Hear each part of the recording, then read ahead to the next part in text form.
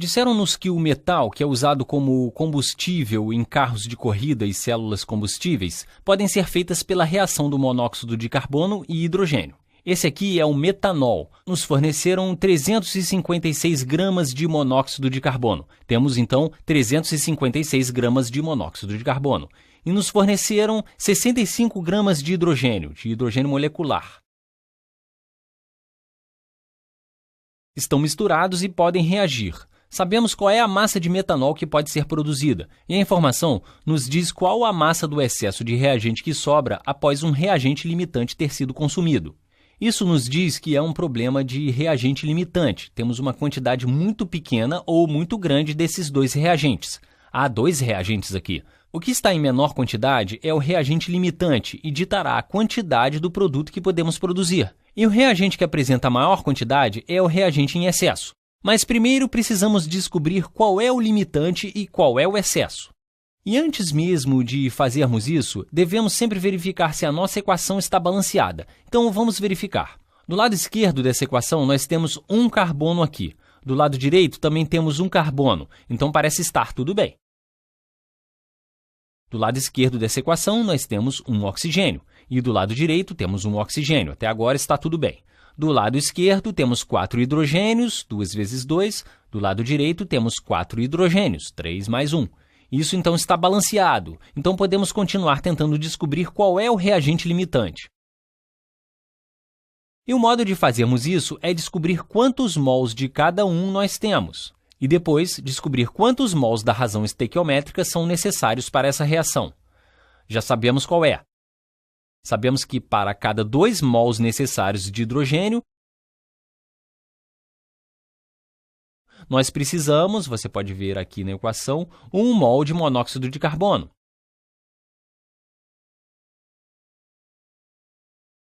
Isso é o que a equação nos diz. Então, vamos ver quantos mols de hidrogênio e quantos mols de monóxido de carbono nós temos. O primeiro lugar para começarmos, fizemos isso já diversas vezes, é qual é o peso molecular do monóxido de carbono.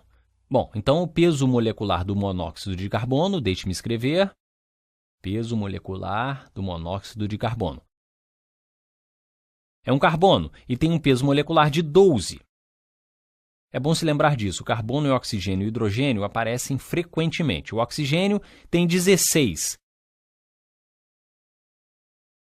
Isso é igual a 28, um peso molecular de 28 que nos diz que o monóxido de carbono, se quisermos visualizar isso dessa forma, então vamos calcular o monóxido de carbono primeiro. Estamos lidando com o monóxido de carbono, temos 356 gramas dele. E queremos escrever isso em termos de quantos mols de monóxido de carbono nós temos. Então, o que queremos saber é quantos gramas por mol. Mas, na verdade, eu escrevo 1 mol tem quantos gramas? Então, 1 mol de monóxido de carbono tem quantos gramas? Bem, seu peso molecular é 28, considerando que nós temos 1 mol se tivermos 6,02 vezes 10 elevado a 23 moléculas de monóxido de carbono. Isso pesará 28 gramas.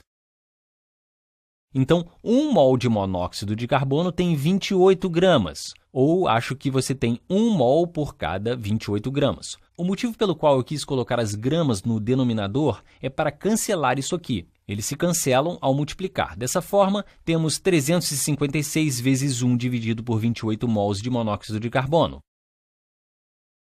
Vamos calcular o resultado. Isso é igual a 356 dividido por 28, certo? Isso é essencialmente o que estamos fazendo, dividindo por 28. Isso vai ser igual a 12,71. Bom, vamos dizer que é 12,7 mols de monóxido de carbono.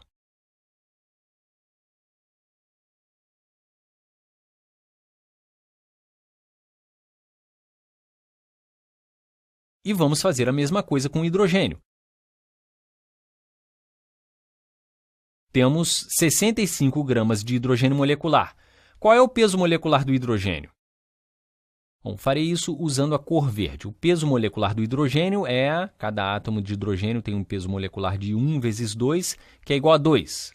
Temos 65 gramas de um hidrogênio molecular, e da mesma forma, queremos escrever isso em mols. Então, multiplicaremos isso por 1 mol de hidrogênio é igual a quantos gramas?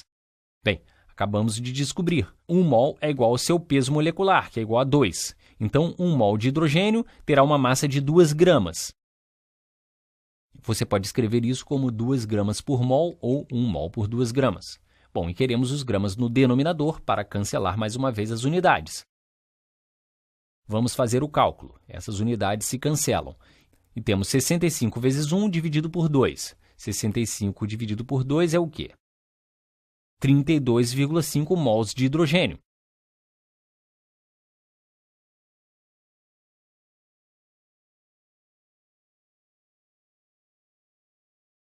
Agora já sabemos quantos mols de monóxido de carbono e quantos mols de hidrogênio exatos nós temos.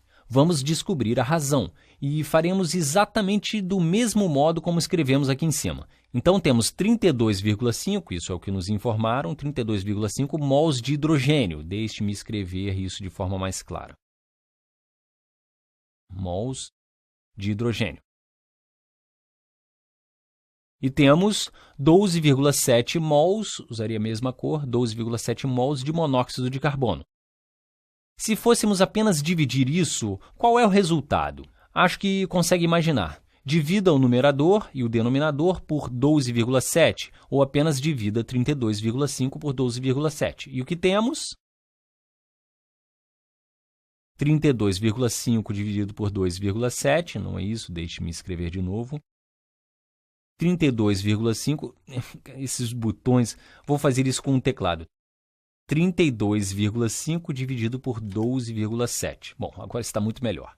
É 2,5, direi apenas 2,56. Isso pode ser reescrito como, então, se eu reescrever isso, eu deveria ter escrito aqui para começar, eu poderia escrever isso como se tivéssemos 2,56 mols de hidrogênio molecular para cada 1 mol de monóxido de carbono. Isso é o que nós precisamos para que a reação aconteça. Isso é o que a equação balanceada nos mostra. Isso nos diz que precisamos de 2 mols de hidrogênio para cada mol de dióxido de carbono. Com base no que nos forneceram, apenas descobrimos que temos 2,56 mols de hidrogênio para cada mol de dióxido de carbono. Então, temos mais que o suficiente de hidrogênio. Temos apenas 2 para cada mol de dióxido de carbono, temos 2,56. Então, temos uma quantidade em excesso de hidrogênio. Então, nesse caso, o reagente em excesso é o hidrogênio. O hidrogênio é o reagente em excesso.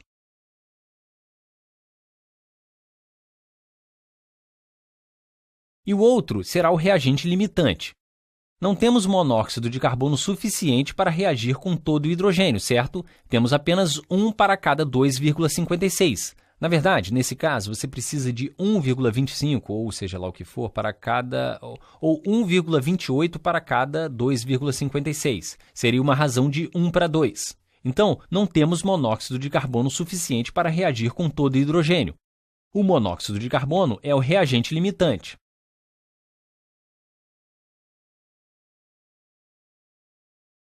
Agora, dado que esse seja o reagente em excesso, nós podemos usar as razões estequiométricas para descobrir quanto de metanol será produzido.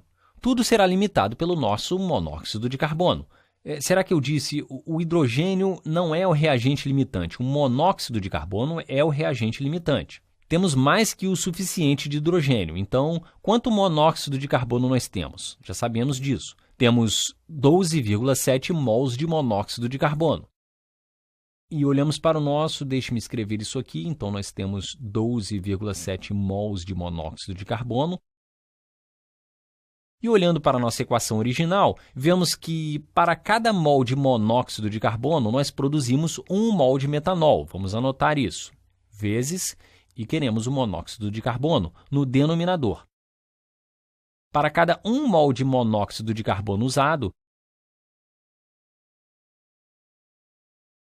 nós temos 1 mol de metanol produzido, que é CH3OH. Será que está certo? Sim, está certo. Obtivemos isso da equação balanceada. Esse cálculo é bastante fácil, mas fornece a unidade certa. Lembre-se que estávamos usando o monóxido de carbono, não o hidrogênio, porque o monóxido de carbono é o reagente limitante. Isso nos diz que, se usarmos o hidrogênio como reagente limitante, então não teríamos monóxido de carbono suficiente para a reação acontecer. Então, isso está, de certa forma, cobrindo o quanto essa reação pode avançar. Mas a questão central disso era cancelar isso e isso. Obviamente, se estivermos usando 12,7 mols de monóxido de carbono, vamos produzir 12,7 mols de metanol.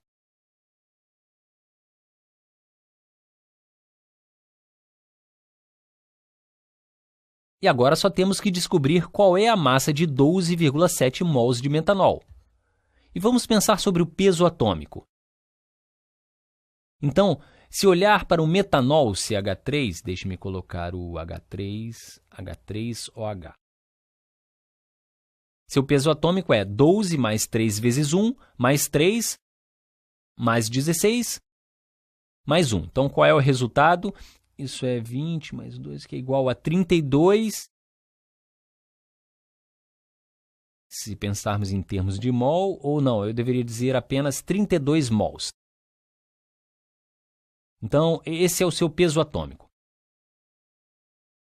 Isso nos diz que, se tivermos 1 mol disso, teremos 32 gramas de metanol por 1 mol de metanol.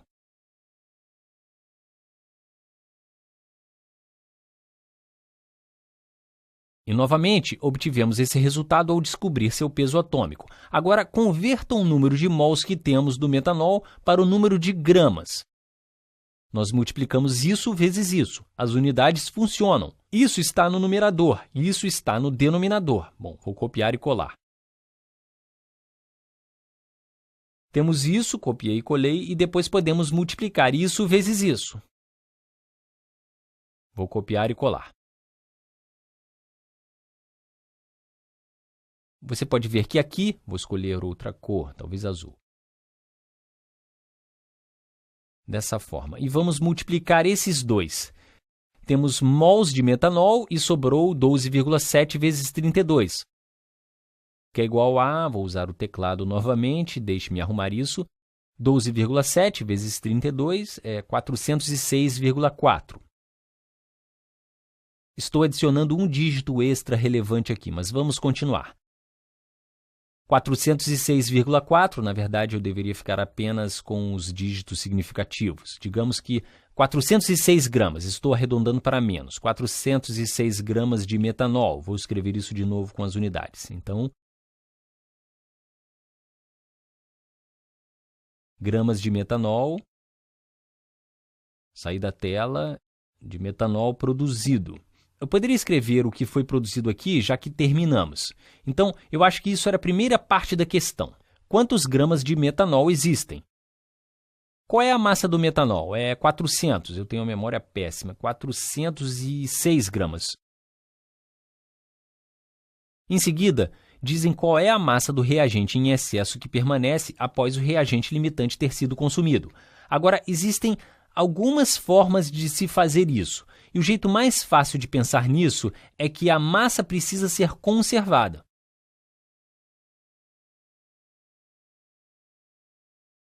Começamos aqui com 65 gramas de, preciso ser cauteloso, começamos aqui com 356 gramas de monóxido de carbono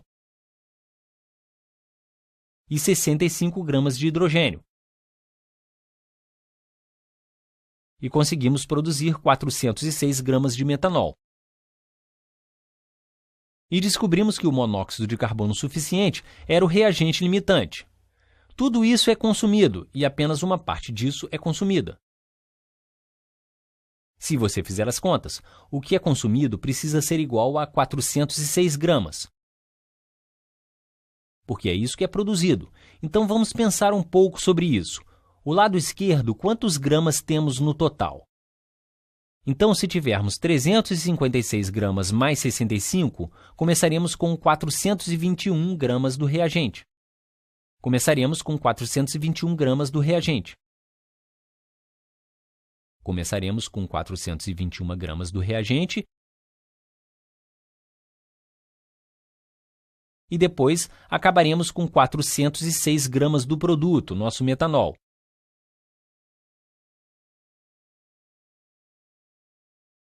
Isso significa que 421 menos os 406 gramas do reagente não foram usados. Isso significa que 421 menos 406 é igual a quanto? 21 menos 6 é 15 gramas de reagente não usado.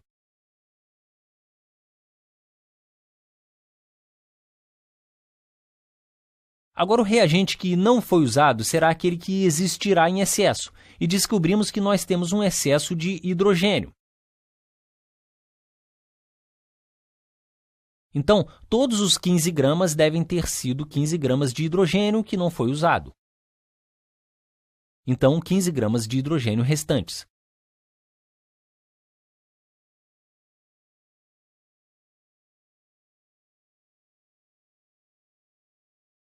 O outro modo que você poderia ter usado para resolver esse mesmo problema é começar com 12,7 mols de monóxido de carbono. Esse é o reagente limitante. É uma razão de 2 para 1. Você precisa de 2 mols de hidrogênio para cada mol de monóxido de carbono. Então você diz, ok, se tivermos 12,7 mols disso, vou precisar do dobro de mols de hidrogênio. E talvez você diga, bem, isso é o dobro daquilo, o resultado é 25,4. Então você precisa de 25,4 mols. Mas você tem 32,5, então subtrai a diferença. Você subtrai 32,5 menos 25,4. E o número de mols de hidrogênio é o resultado. Você multiplicaria isso vezes as gramas por mol, que é igual a 2, e depois você novamente encontraria o mesmo resultado. Você teria 15 gramas. Vamos fazer isso. Quero garantir que você entenda isso. Começamos com 12,7 mols de monóxido de carbono.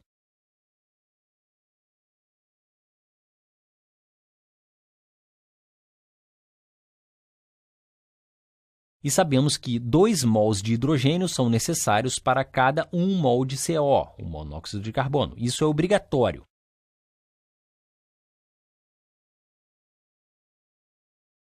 Então, você sabe que isso cancela com isso, e você sabe que 12,7 vezes 2 é igual a 25,4 mols de H2 necessários. E qual é a massa de 25,4 mols de H2? Vamos anotar isso. 25,4 mols de hidrogênio são necessários vezes...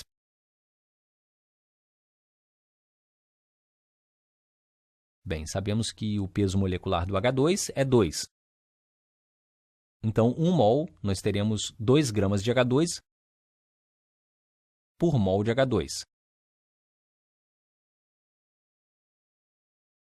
Isso cancela mol de H2 com mol de H2. O resultado será 25,4 vezes 2, que é igual ao quê? É igual a 50,8. Será igual a 50,8 gramas de H2 necessários.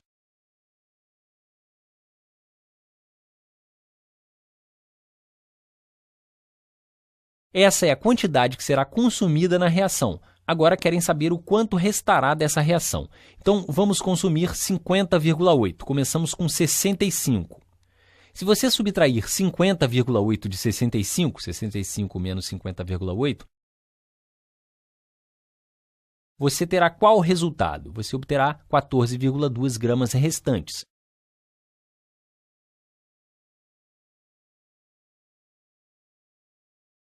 E isso se compara ao 16 que sobrou quando calculamos 421 menos 406. E a diferença entre 14,5 e 15 é apenas uma questão de arredondar os números. Bom, de qualquer forma, eu espero que você tenha achado isso útil. Até o próximo vídeo.